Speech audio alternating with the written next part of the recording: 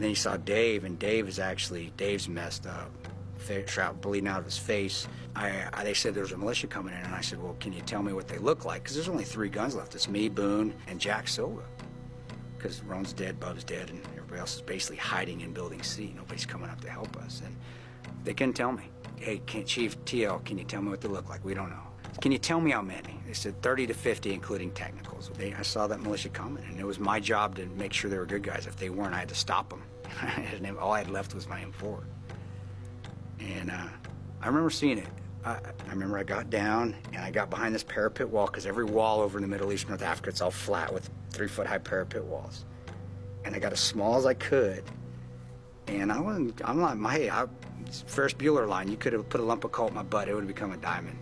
I remember I put my red dot, 'cause it's daytime, and I put it on the front guy's vehicle, and I put it on the passenger side of the guy, because I'm thinking he's a commander, and he's chewing what we call cot, which is basically Copenhagen mixed with steroids and cocaine.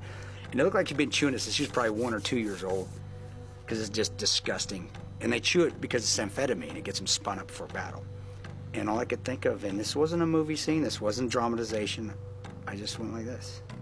9 times out of 10, if I threw that thing up and I got it back, I knew they were friendly. And it was all I could think of. I was tired. And I went, and the guy in the front vehicle smiled, and he went like this. And I knew we were okay. And I got on the radio, and I go, they're with us. And yeah, I tear. Just all that tension, just, holy crap, finally some help. We had to get Dave and Oz to the airfield, because they're bleeding out. They're losing a lot of blood. And so we got in that convoy, and we took off. We're the biggest, baddest convoy in Benghazi. Nobody's going to mess with us.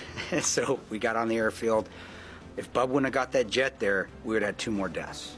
But because he never gave up, we were able to get all of our non-shooters and all of our guys, Dave and Oz, that were bleeding out, onto that plane, and that flew back to Tripoli, and they were saved by Libyan doctors, and they were managed to stabilize them, and SF-18 Delta, Special Force 18 Delta, that was actually in Tripoli. We waited. The rest of us had to wait because there wasn't room, and at 10:30, a C-130 landed. I don't care what report you read. That thing landed, parked, shuts its engines off. I looked at the team leader. I said, is that for us?